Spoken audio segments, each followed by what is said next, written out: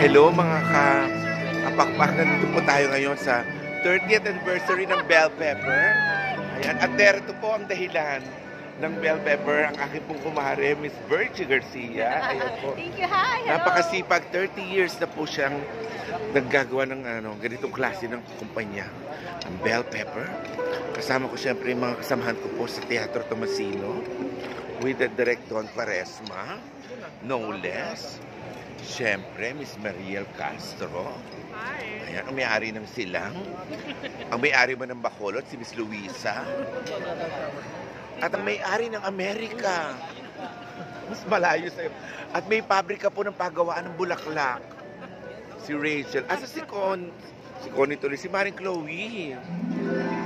Dapat nandito kasi po, anniversary po ng Bell Pepper. Ayan po. At kami po ay nakikisa sa tagumpay ni Miss Virgie Garcia. Ayun siya. Busy. Dahil hang ako sa kanyang kasipagan na ginawa sa buhay. Kaya congratulations sa inyong anniversary, Bell Pepper. More anniversaries to come.